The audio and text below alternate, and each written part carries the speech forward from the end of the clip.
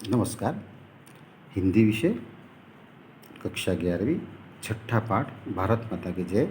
लेखक है पंडित जवाहरलाल जी नेहरू। तो यहाँ पर हमने 2 चरणों में, पहले चरण में भारत माता क्या है, किसकी जय बोलते हैं उसकी चर्चा की, लेखक के बारे में चर्चा की। और इस पाठ में ये जिसकी भी जय बोल रहे थे उन सभी जाट समुदाय के जो स्त्री पुरुष है उनसे सवाल पूछकर उनके मन में जो भेद था कि जय आखिर किसकी बोल रहे हैं, क्या यदि वो माता है तो क्या वो केवल जहाँ वो रहते वही धरती उनकी माता है या पूरा देश उनकी माता है, उस रूप में उनसे सवाल पूछे जा रहे। अब हम उससे आगे चर्चा करेंगे। लेखक ने बताया कि भारत क्या है, किस तरह उत्तर में कश्मीर और हिमालय से लेकर दक्षिण में लंका तक फैला हुआ है।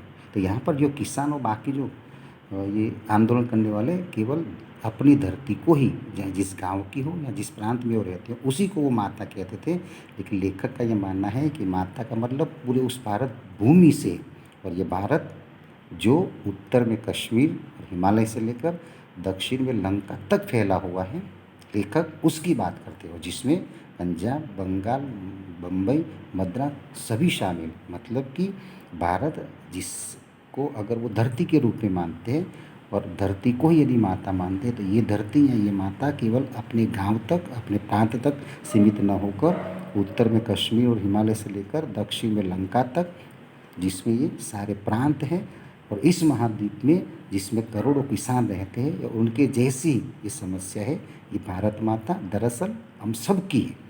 और उन्हीं किसी मुश्किलें और बोझ जैसे कुचलने वाले गरीबी और आफत है। तो लेखक ये बताना चाहते हैं कि आप जिस सवाल को लेकर यहाँ पर जय बोलते हो, ये सवाल केवल आपके अकेले का नहीं, आपके गांव या आपके प्रांत तक सीमित नहीं है, बल्कि ये जो समस्या है ये पूरे देश की है। और ये चाहे गरीबी हो, चाहे किसानों की समस्या हो, ये सारी समस्या हर प्रांत के लोगों की है। गरीबी हर पूरे देश की है। यही महादेश हिंदुस्तानी उन सबके लिए भारत माता है जो उसमें रहते हैं और जो उसके बच्चे हैं। तो अब लेखक ने उन सभी के मन के शंका का समाधान किया कि भारत माता केवल आप जिस गांव में, जिस प्रांत में रहते हो वो आपकी माता धरती नहीं है, बल्कि इस पूरे देश में उत्तर से लेकर दक्षिण और पूर्व से लेकर पश्चिम तक पूरा देश, जो पूरा भूभाग जिसको हम हिंदुस्तान कहते हैं, भारत कहते हैं, जिसमें अनेक प्रकार के किसान और सभी प्रकार के लोग रहते हैं, जिनकी समस्या लगभग सभी की समस्या लगभग थोड़ी बहुत एक समान ही होती है। हम उस देश के रहने वाले हैं और हम उसे ही माता कहते हैं, हम उन्हीं के बच्चे हैं। इसलिए ध्यान रखें कि भारत माता कोई सुंदर या बेबस असहाय नारी नहीं, बल्कि जिसके धरती पर लटकने वाले लंबे बाल हो, ये अक्सर कल्पित तस्वीरों में। तो लेखक ने यहाँ पर बताया कि भारत माता को सुंदर या बेसहाय या असहाय नारी नहीं है, ये जिसके लंबे से बाल, और हमने जो तस्वीरों में देखी ये कल्पित तस्वीरों में, दरअसल भारत वो नहीं है। भारत माता की जय, हम ये जय बोलकर हम किसकी जय बोलते हो। अब लेखक उन सभी आंदोलनकार के मन के समाधान के लिए मुझे विस्तार से समझाते हैं कि हम जिसकी भी जय बोलते हैं, भारत माता की जय, आखिर हम किसकी जय बोलते हो। क्या हम उस कल्पित स्त्री की जय बोलते हैं? तो बोले नहीं।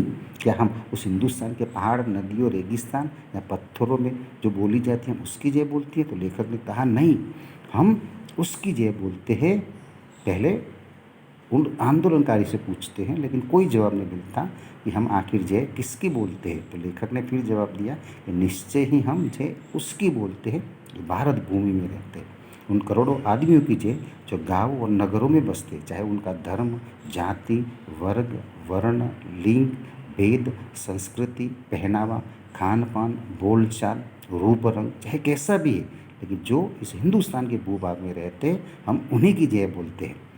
वे इस जवाब से हार्दिक प्रसन्न हुए और उन्होंने भी अनुभव ये किया कि यहाँ पर पंडित जी ने जो बात कही है वो बिल्कुल 100% सही है। सबके मन का यहाँ समाधान हो जाता है कि हम जिसे धरती, जिस धरती को माता कहते हैं या जिसे हमने तस्वीर में देखा है, आखिर वो धरती हमारी माता नहीं है। हम स्वयं जिस देश में रहते हैं, प्रांत हमारा कोई भी हो, हमारा पहनावा, खान पान, रहन सहन, भाषा कोई भी हो, लेकिन हम इस देश में रहते और ये पूरा देश हमारी माता है और हम सब उन्हीं की संतान हैं। लेखक ने ये भी बताया कि ये आदमी कौन है। निश्चय ही आप, ये आपके भाई है।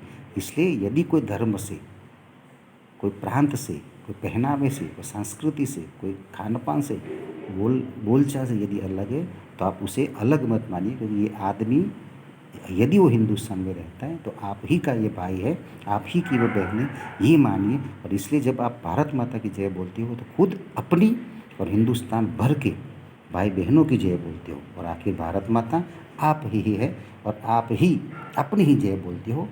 ध्यान से उन्होंने कहा, सुनो, प्रकाश की उज्ज्वल रेखाएं भले भोले भाले चेहरे उदित होते दिखाई देते। उन्हें ये ज्ञान हुआ कि लेखक का ये जो कहना था वो बिल्कुल सही था। और रोहतक जिले के गांव की उन्हीं बेचारे जाट किसानों के लिए ये उन्हीं की जय थी। तब आइए एक बार फिर मिलकर पुकारे भारत माता की जय। तो यहाँ पर ये जो सब लोग आए हुए थे ये सभी भारत माता की जय बोलते हैं। ये हम यहाँ पाठ पूरा करते। विकल्प आप सभी लिखेंगे और पीछे जो प्रश्न है वो भी हम सभी लिखेंगे। धन्यवाद।